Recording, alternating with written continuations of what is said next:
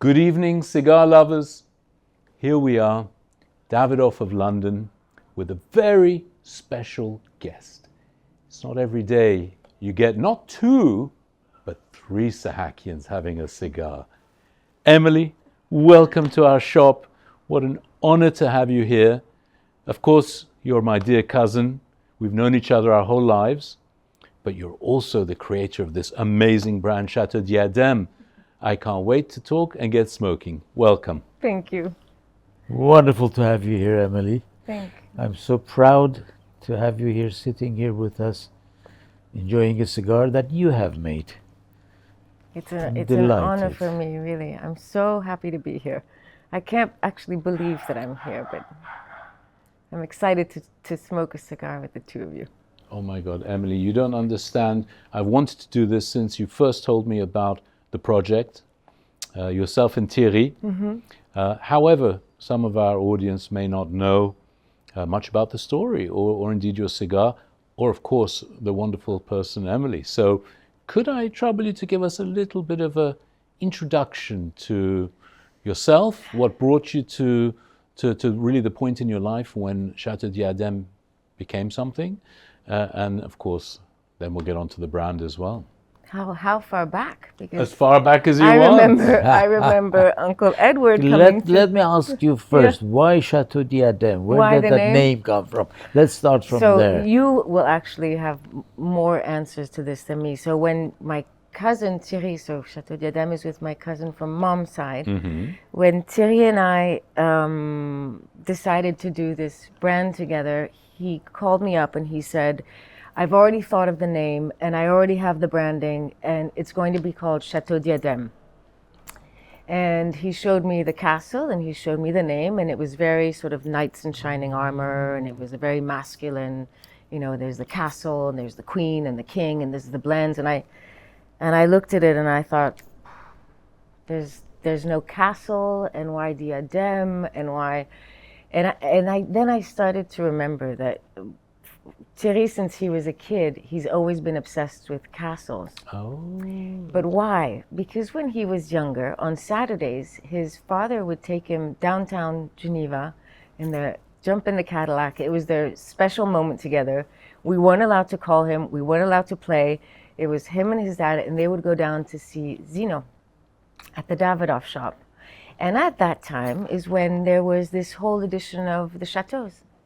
What was it? Chateau Lafitte? Was it Lafitte? Aubryon, Margaux, Latour. And he has this souvenir of being a little kid, and I guess they were like level-eyed, these boxes. And since then, he's always had this obsession with castles. And when he lives in Mauritius, poor thing, and in the sunshine. And tough life, right? And whenever he comes back to Europe with his kids, he takes them on these trips to go see castles. And it's his dream to be smoking a cigar in a castle. So it's a fantasy. And why the diadem? The diadem in French is it's like a tiara. Like a tiara. And why the tiara? Because it's the final crowning of the cigar with the cigar band. So it's after all this, you know, it's probably one of the last luxury products that's entirely handmade. Wow. From everything, from the planting of the seed to the. And we kind of forget that when we smoke cigars, and so to pay homage to that is, you know, the final, put the band on it. So that's the diadem. Ah, so that's the name, Chateau Diadem. And when was this? This would have been approximately when? It was during confinement, actually. So what was that? 2020? 2020. Yes, 2020, March 2020, actually. March 2020. That's when it all started. Well, that's when we went to the Dominican Republic, and there was a lockdown. And Thierry called me and he said, do you want to come with me to the Dominican Republic? I found someone who could make a blend. But to tell this story, I rewind 20 years before. Please. Where I started in the wine industry in New York. I was living in New York. I was working for LVMH. We had a portfolio of incredible wines. And I'd gone to visit the vineyards, and I was crazy about wine. I was crazy about how wine was made, more about that side of it than the consuming it. And Thierry was in Geneva at that time, and he had gone down the cigar rabbit hole already. He had just finished college in Boston. He arrived in Geneva, he started selling. He had gone into a retail shop and asked the retail owner to give him on loan some cigars because he didn't have any money. And he put a little free ad in the newspaper at the time when you could put free ads. And he would show up to the lawyer's office with his supermarket shopping bags with the Cuban cigars, and he'd open them up and sell them like that. And he kept telling me, Em, come back to Geneva. You'll see I'm in the cigar industry. It's the same as wine industry. And I have souvenirs of Uncle Edward at family parties always giving out cigars. There was always this generosity around the cigar, right? And I was too young to smoke then, but That's what cigars does to you. It makes you generous and a nice person. Yeah, exactly. Or does it only attract generous and nice people? I don't know. I think there's something magical about a cigar.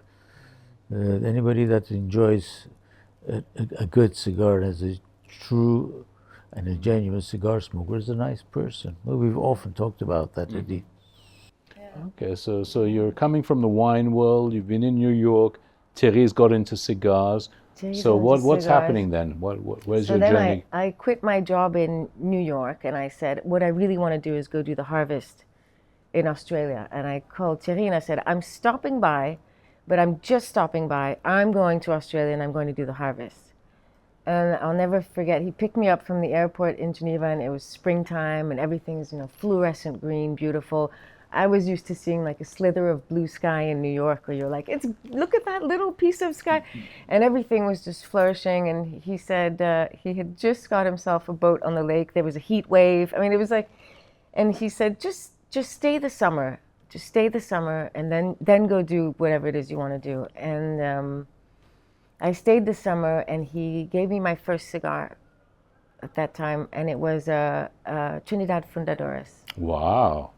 What an auspicious start. Yeah, and I remember that cigar, and I was completely taken by it. And then I started looking into how cigars were made, and I just thought, well, it's so similar to wine, and it's this noble craft. I love that. I find that's just it's so beautiful. There's so much. There's so many similarities. Yeah, and so many similarities. To start with, they both rely on the sun, soil, weather, everything. Mother The Nature. terroir, Nature, yeah. And actually the appreciation of cigars as well. I think if you come from a wine world, that background, your palate is already awake. It's already interested in tastes and textures, and many of us, I didn't start with wine. There was a much steeper learning curve for me when it came to tasting and appreciating a cigar. I still feel like I'm learning that process. But of course, your wine background must have been a huge help in the beginning, no?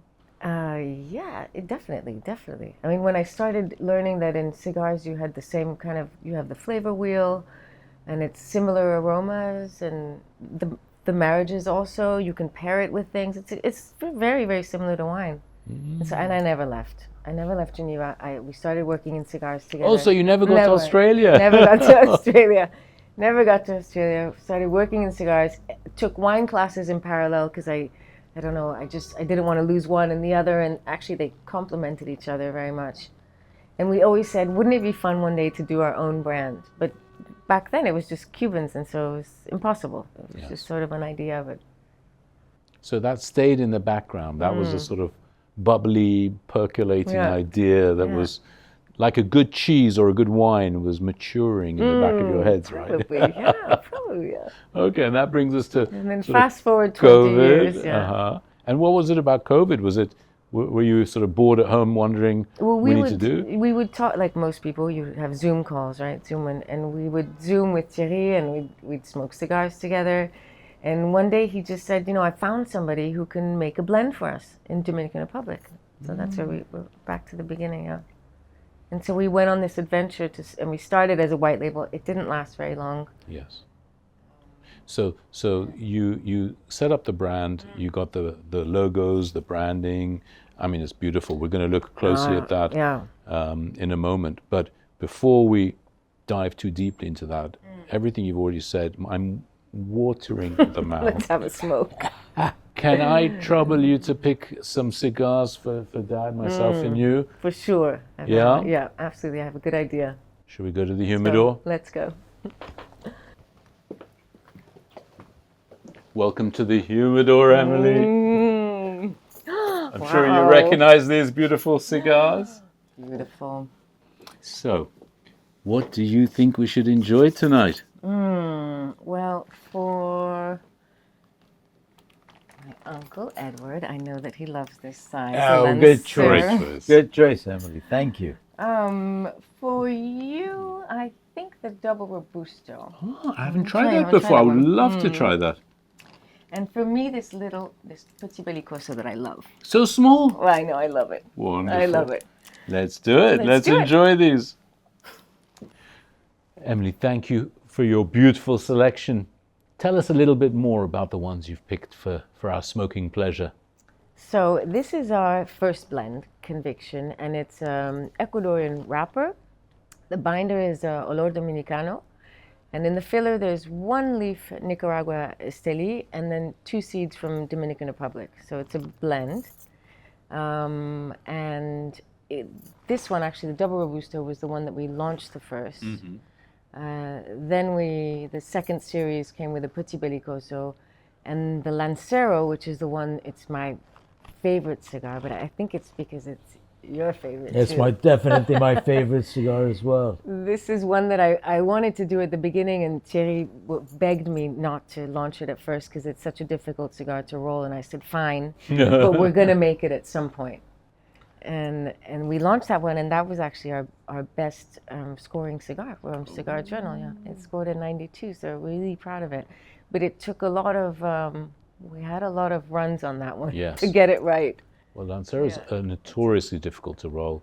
And have you maintained that blend in the Lancero as well? Yeah. Because you've got so much less ring gauge to work with, right? That's what's tough. And it's a lot of This is a skill. 38 ring gauge, no? This one's a 42, actually. It's a 42? Yeah. It looks slimmer than It's 42. Yeah. Strange, huh? It looks slimmer. Yeah. Yeah. 42.7.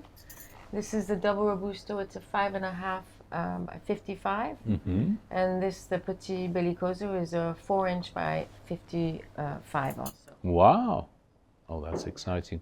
Well, to get going, we would normally cut our cigars and light them, but Dad, I think there was something special you wanted Well, to do. I wanted to, with Emily's permission, if you would give me the pleasure and the privilege of cutting your cigar to smoke together. I'd love that. May I? I'd love that. Here.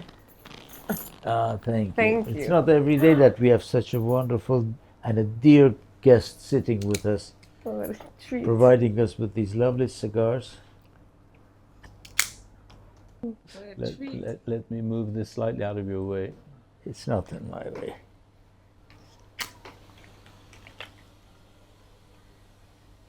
Emily, I can tell you something. When I had my first cigar here, as a punishment, I was sitting in the same chair you're sitting in. Dad did exactly the same thing, same procedure. He cut, took the matches out. It was a very similar size to that. It was the Davidoff number 2. But he did exactly the same thing for me. So He lit it for you? he lit it for me, and then he handed me the cigar, and I was 16 at I the forced time. him to smoke it for him to be a lesson not to smoke cigarettes.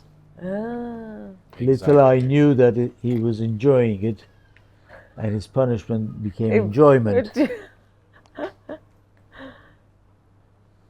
What was your first cigar? The Davidoff That was it. number Yeah, 2. Davidoff number 2.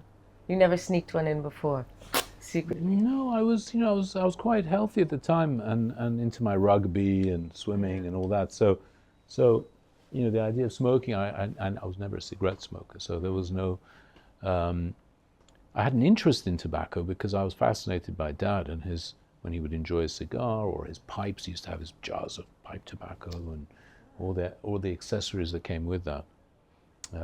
As you know, with our parents, you would grow up. Sometimes you'd be in the car and, like it or not, you were smoking with them. Right? I mean, Dad was a cigarette smoker, Yeah, right? big smoker. Did he ever smoke cigars I as don't well? think so. No, Uncle I Edward? tried to get him to smoke cigars, but He no, was too because he used impatient. to he used to inhale his cigarettes, Ah. and he told me, he said, I can't smoke a cigar because I smoke it, I'm going to inhale it. I think it's fine, but why not? Give it one. It's perfect. I did try to work on that for him to smoke. I gave him that beautiful humidor for his, I forgot, was it 50th. his 50th birthday? Yeah, when they had the big Yeah, party yeah, and yeah. Where was that? In Griffin? In Griffin's in Geneva, yes. Oh. It was a surprise party for him. yeah. And we all said goodbye, we're flying off tomorrow morning, and we sort of disappeared. And then that evening we all turned up in Griffin. He thought he was going to be there, just a couple of friends. He walked in, we were all there. Oh, that's so nice.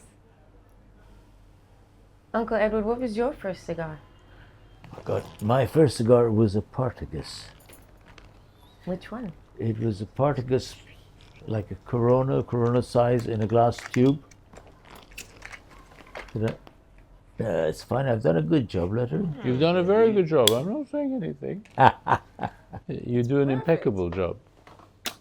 Thank you. You know what? I'll let you light your own cigar on that note, Eddie. In the meantime, No one lights a cigar as well as you. No, please, for you, Dad, don't worry. I forgot to cut it. Ah. Well, they say you should flirt with your cigar before you smoke it, but you do have to cut it first. There we are. Thank you very much. And now, And so you must be very popular amongst your friends who enjoy cigars, right? I mean, you get a constant stream of... Constantly. Well, I stock the humidor at home. But at first I didn't want to. I was too... I didn't want to tap into our own stock. And so Thierry would tell me, but you have to fill your humidor so when guests come over, I say, no, but maybe we need them. He said, we don't need them. You need to have your humidor stocked. So, of course, now it's the go-to how many humidor. do you smoke a day, Emily? You know, it depends on the season. Yeah. When it gets warmer, I smoke more. And in the winter in Geneva, it's maybe one every 2 days. Yeah. You know, because it's tough. You don't know where to... It's really cold outside. It's tough to smoke inside. There's one lounge I discovered, or not discovered, but I visited when I was in Geneva a few years ago, and I'd never seen it before. The Leopard Lounge. Mm-hmm. How cool! It's really cool, isn't There's it? live music and a whole lot. And the little lounge area is so nice. Yeah. We were actually just there, not long ago. It was a rainy day, and it was cold out, and we said, well, you know, let's go to the Leopard Lounge and have a cigar.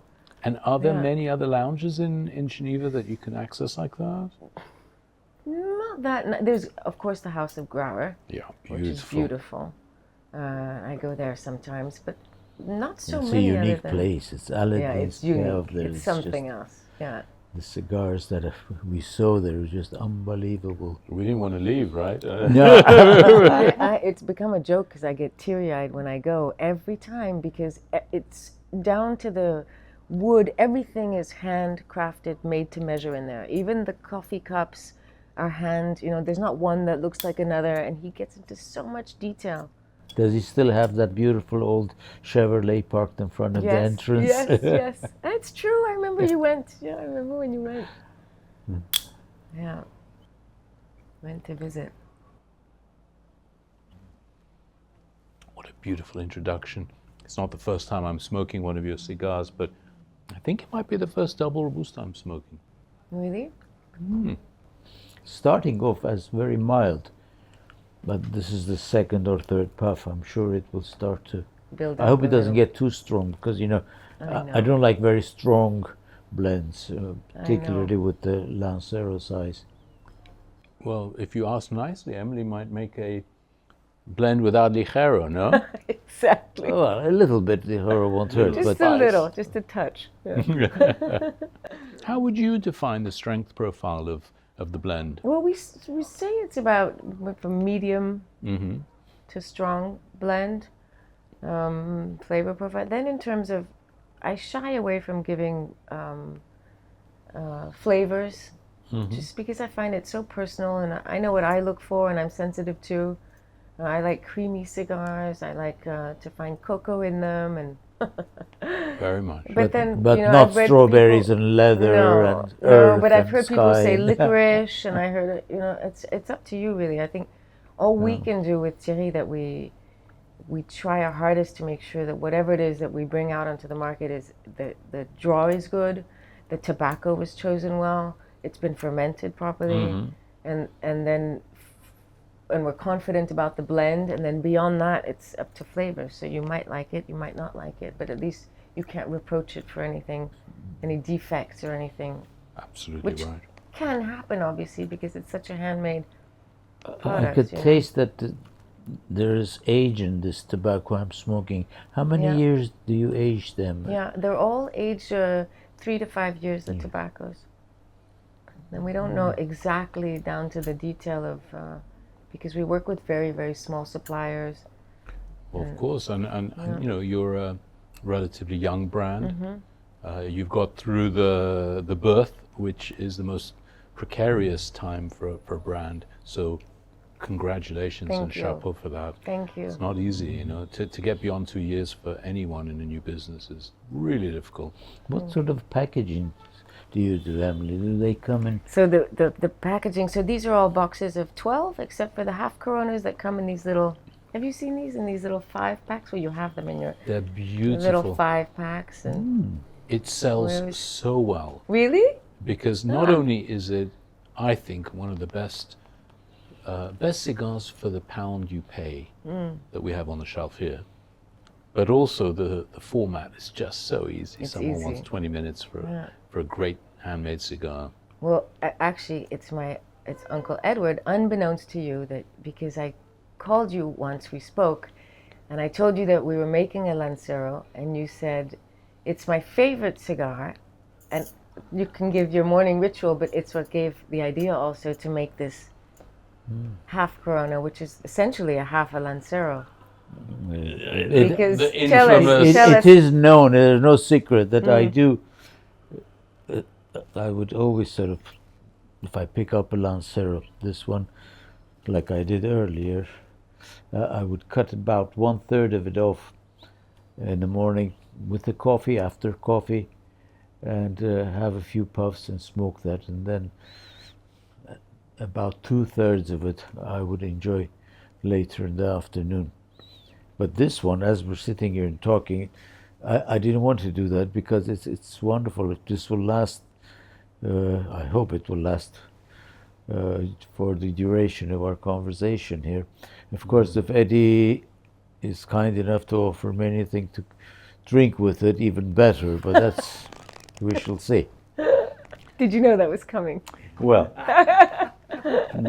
Dad is always able to be diplomatically forceful, let's say, in reminding me of the things I haven't done. Dad, thank you for that. Well, you know, when three Armenians gather, when any Armenians gather for that matter, it's pretty obvious what we're going to drink, right? Ararat brandy, in Russian cognac, correct? But the we French shouldn't would use be that term, shocked it is if we said that. brandy. Yeah. This is a 15-year-old Ararat. I'm sure you know it. Have you tried Ararat? Yeah, you must I of have. course. Not the 15 though. This one's a hard one to come by. Well, It's very. It was a gift from a dear friend. Actually, we can't get these now. We used to stock them and sell them, and it was very popular. But for some strange reason, I think because of the production is so limited, it's not really exported a all bit- that much, and we can't get any here to sell. So pour sparingly. This is very sparing. Don't worry, Dad. I'm going to pour yours too. I'm driving, so don't pour too much for me, Eddie. That's lovely. Well, you're driving me, so I definitely won't pour it. Well, I'm driving you up, but I don't want to drive you up the wall. So, thank you, Eddie. This is beautiful. What a lovely combination. Well, as we must do, Genats, Emily Jan, Genats. to you, Thank to the you. family, of course. Thank you. To Thank the- you. And Beautiful. wishing you all the success. Thank you, Uncle Wishing Henry. you all the success. Well done. Thank you. And as I said, I'm very proud to have you here. Dad is very proud looking down from there. I wish he was here, and Mom as well. But Thank you, Uncle To your Henry. good health. Thank you. Thank you for having me. Thank you.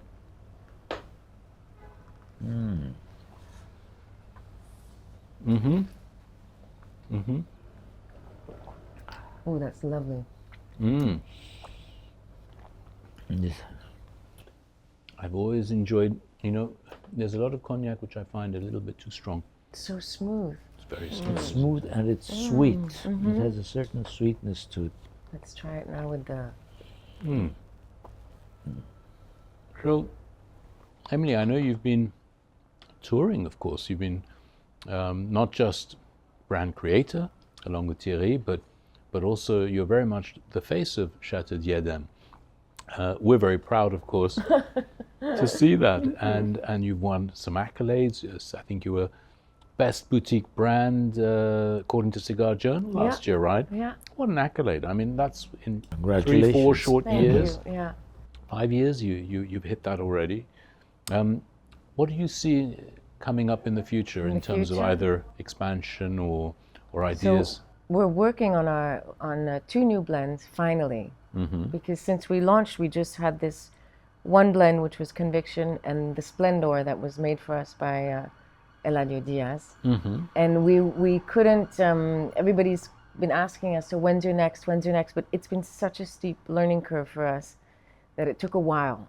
And we finally agreed on 2 new blends that we're going to launch in September. Congratulations. Very excited. One of them has a Connecticut broadleaf, which is delicious. I really And that's for the wrapper or the... No, in the filler. Ah, okay. In the filler. And the other one is, it's a bit milder than this, than the Conviction, and it has a Corojo wrapper. It still has Nicaraguan tobacco because we feel that gives it kind of this complexity and depth and just lots of flavor. But it's a different flavor palette. But we're really, as you know, I mean, it's taken us probably 2.5 years. Not to say that it's going to be the most incredible cigar. It just takes time. You must spend a lot of time in Dominican Republic, no? Yeah. I try to go at least 4 or 5 times a year. We have a really great factory director who's over there. And then with Thierry, initially we were always going together, and now we said, okay, Where is the factory based? So it's in Santiago, in the Wonderful. free zone in the north, in Yes. Pisano, yeah. Not far from Davidoff, actually. No, cigar country. Yeah, I mean, exactly. That's, Exactly. Well, you have some very auspicious neighbors there. And, Yeah. and I think it's a great location for cigar brands, and Dominican Republic is. It really is, yeah. So, well, okay, so that's really exciting. We're looking forward to seeing that.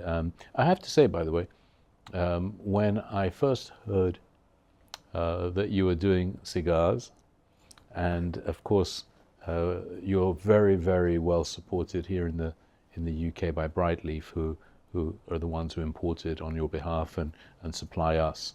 And when they told me about it, in my heart, I wanted to support it.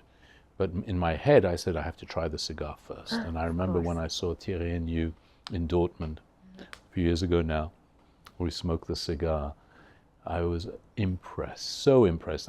I knew the story. I knew you guys were relatively new on the block, but to have delivered such a good cigar so early in your life cycle, for me, was all the reassurance I needed. Of course, we're very lucky to have your cigar in store.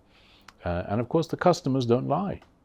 And we sell well. So That's again, good. congratulations. Whatever you're doing it really well. One shouldn't dwell on packaging. You want the story? Oh my God, it's amazing. Tell me a little bit more about that. The story is, so when, before I was saying Thierry came up with the brand, the name Chateau Diadem, and it was very sort of masculine, castle, all this, and he showed it to me, and I said, I can't do that. And because we had worked together before, he knows my character, and he said, if it's not the way you want it, you're not going to be on board with me. So do whatever you want, just don't take away my castle and don't take away the name. And I said, okay, fine. And he said, and you know what? Don't bother going through a graphic designer. Go take some classes yourself. Learn how to use Illustrator and just figure it out yourself. We have time. The blend, had to rest. Because we also, when we made this blend, we said, fine, we put Nicaraguan tobacco in it, but we let it rest 6 months. So all our cigars, once they're done rolling, they're resting in the humidor. So we had time still to kind of build the brand, get the packaging. This was at the very beginning. And so I found this incredible, actually, teacher from Lebanon on some kind of a website where you can have teachers. And I'd wake up, she'd teach me before her classes. So at 5 in the morning, from 5 to 7 every morning, she would teach me how to use Illustrator. And I decided to flip the whole thing around and say, okay, let's make it classic but modern, because when you walk into a humidor, of course your cigar has to be irreproachable, but it first comes in through the eyes, right? So you have to see something that catches your eye. And so I said, let's go bright, let's go colorful. And I don't know if you can see here, but we always have this, it's kind of the wheel of flavors. So you have some cacao, some coffee beans, the hazelnuts, there's the vanilla flower. It'll kind of appear everywhere. Yeah. And I try to always get it on all our packaging as kind of it's just aromas that we like to find in cigars. And then I love that. That's like little Easter eggs for the eye. You know, as you discover them everywhere. Right, absolutely. Yeah. You discover them. And it's definitely come in handy because, you know, it allows us to be very nimble also when we have to produce, I don't know, shelf talkers, or, you know, we do it all in-house. And it's fun. And now I think, especially now that we've done the new blend, I think, okay, we've done the blend, and now I get to sublime it by doing the packaging. So it's the whole process, yeah. It's really and it fun. doesn't stop, right? You know, you're a business owner now, and I'm sure you live the life of the business owner, which is actually your brain never stops thinking about what you're doing. Yeah. Unfortunately, sometimes it's to-do lists. Yeah, exactly. Right? But problem solving. You must. How are you finding that as an entrepreneur, as a business owner? How does that differ to working for a company? It's amazing. It's fantastic. But I'm happy I'm doing it with my cousin, because we complement each other so well. I couldn't say what he does, what I do. We do everything together in a strange way. Somehow it works. There's some things that he's better at than me, and I let him do that. But we're always cross-checking each other's. So I might do the design, but it'll never go to print before he looks at it. And I say what you think, you know. And it's at the beginning I was doing like, you know, I can't even say what I designed. You know, he looked at it and thought, oh God, no, we can't do this. And so, okay, back to the drawing board. And as long as the end result is we're both happy with it, then it's okay how we get there. Yeah. You know? Yeah. I mean, that's the privilege of working in family. You know, Dad, you had the pleasure of working with a big family in Iran. Yes, we were a big family, yes. 7 of us then. Yeah. You were always Dad together. included. Yeah. I mean, there's stories we will share on another occasion. You know, I was fascinated in the history of our time in Iran, the family's time, and some of the amazing achievements, you know, things that your father did that really allowed our business to flourish in Iran. I'm not sure if you know that or not. So at some point we'll sit together. Uncle Edward, yeah, you'll have to tell me. I have to tell you whilst I'm still around. Yeah. Why? Where are you going? Nowhere. I want to go on a long holiday. He's not going anywhere. In a little rowboat. The furthest we let him go is to Valencia to go visit Caroline, and that's it. We don't let him go further. And does your sister get involved in the business at all? As a cheerleader? Yeah.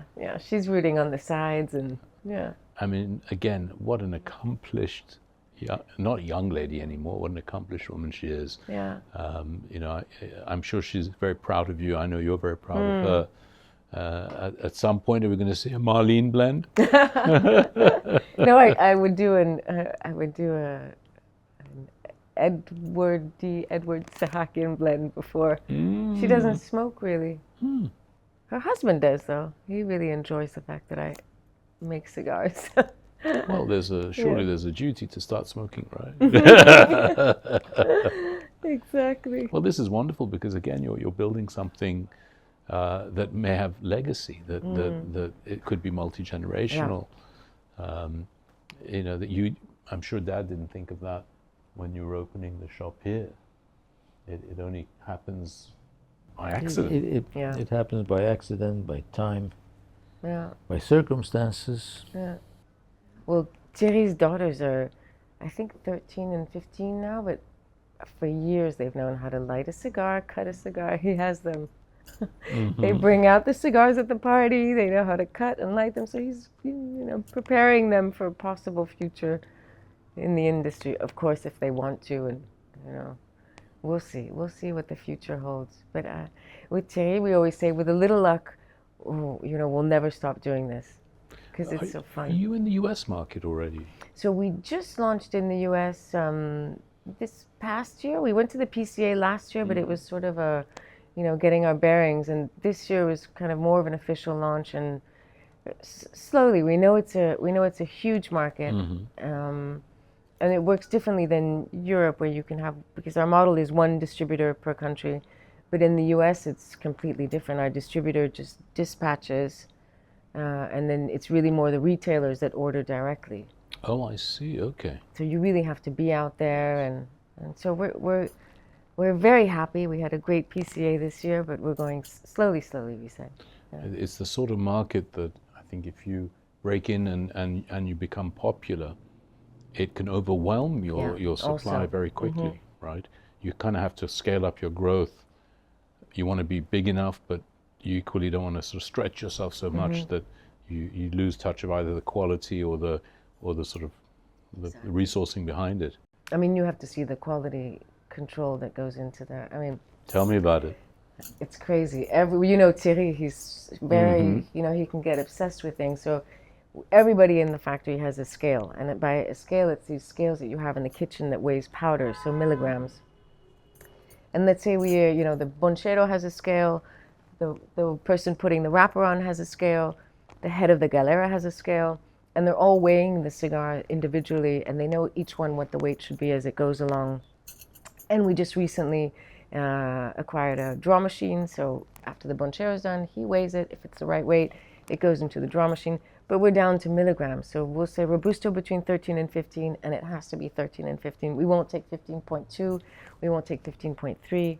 And if by the time it gets to the head of the galera, he opens the bundle, because when they finish the bundle, he opens it and he weighs each cigar individually again.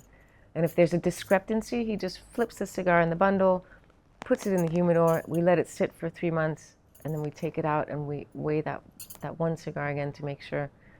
We say with Thierry, we have one chance, and we have to make it so that, to the best of our abilities, we've done everything we could possibly do to make sure that the cigar comes out and it's ready to smoke. But don't get obsessed with it. I know. At the end of the day, it's a handmade product. I know. A little bit of variation here and there, we could live with that. Yeah. That we could live with it, and that's what makes a hand-rolled cigar so special. It's so true. Otherwise, unlike cigarettes where everything's down to the 1/10 of the millimeter, perfect size, It's perfect true. weight, this is not a machine-made product. It's a handmade product. There will be variations. Don't let it upset you, but it's good to keep an eye on it. Keep an eye, yeah. Well done. Keep an eye. Well done. Good And luck. by the way, I love the band as well. I almost don't want to remove it. It's such a epic band. Yeah, it is well, what we've done on the band, I hope this is. Here, I'm doing mine gently. There we go. By the way, do you want to keep the band and reuse it? We'll see in the newer versions of the bands that we've actually, we keep changing all the details, and now we've put, on the back of the bands, we've put space for you to make comments. So it says, the date you I smoked noticed it on. that. Well done. That's a wonderful. Oh, yours has it. Yours has it? Yeah. Yes. Because we all It says have when these, smoked and exactly. all the other details here. Yeah. As a matter of fact, I'm going to get you to sign mine, and I'm going to keep this. Well, and so because we all have these cigar bands, right? That we you've smoked it, but you don't know when, you don't know how. So we thought, well, let's cue people so you can write your comments on the back of it. Chapeau. And by the way, I always test the cigar. I take off the ash and I observe, and you have the perfect cone inside. That pyramid, for viewers who don't know, the strongest leaf, the ligero, is the slowest burning leaf, and of course sits in the middle of the roll. And so when you observe the burn of a cigar, if it has this beautiful pyramid shape, it tells you it's been rolled to perfection? Thank you. Bravo. I'll thank the rollers. Yeah. Convey them. Hey, the rollers. Well, actually, Eddie, this was a recommendation that you gave me on the inside of all the boxes. I remember we were talking in Geneva. You came for lunch once, and we were talking, and you said it'd be so nice to have on the inside of the box some kind of recognition of the rollers, and we put their signatures in there. That's beautifully done. So you know, they're precious to us. Yes, And of I've been course. talking so much that my cigar went out.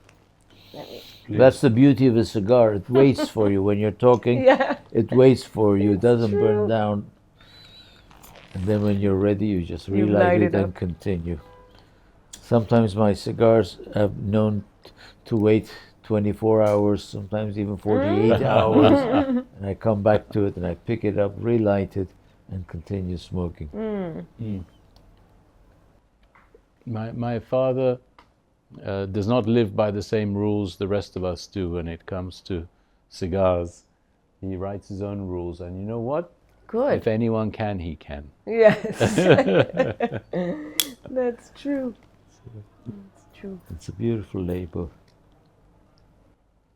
So do you keep an emergency cigar with you when you move around? Are you, because I know Dad has always a emergency cigar in his breast pocket, otherwise he's very nervous. Me, it's usually this. The half Corona, right? Yeah. And usually actually in the 5-pack, because it has a little Humi pack inside. So I'll grab it, I throw it in the bag. I'm ready for anything. I'm ready for any moment. You're using the boosts? Yeah, we use the boost, yeah. Are you happy with those? It's Quite a happy. good Yeah. system, right? We haven't had any issues. We've sometimes shipped to some countries where it gets stuck in customs for some reason, and it'll be there for weeks on end, and by the time the client receives it, everything's fine. We haven't had any complaints about dry cigars. We do everything to avoid that, obviously, to make sure that they're preserved in the best way, that they arrive in good conditions. Again, that's Thierry and his, he's very meticulous. Yeah, you want to ensure the whole journey of the cigar until it reaches the customer. Well, I have to say, Emily Jan, I love your cigars. I love what you're doing with the brand. Cigars are always an excuse, perhaps, to share quality time with people you love. I couldn't say it more perfectly Thank you. for spending the evening with you. And I'm really excited for the new blends. I want to see what you're doing with that. I am certain our customers would love to have an opportunity to meet you at some point and hear about the brand from you yourself and Thierry. I hope in the near future, next opportunity presents itself to be in London.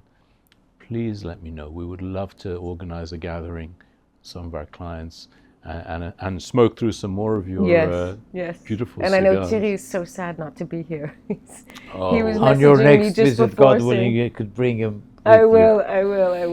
It's I will. wonderful. Thank you. Thank you for having me. Really, so much. I'm so honored. Wish you all the best. Thank my you. darling. Thank you so much. Let's really. drink to the success, prosperity, health, of course. Health. Most Yes, so we important. have to rearrange it. Health is the first order. Health is True. first. That. Cannot. Thank you. And to Thierry, of course. And what a good choice for the Ararat cognac.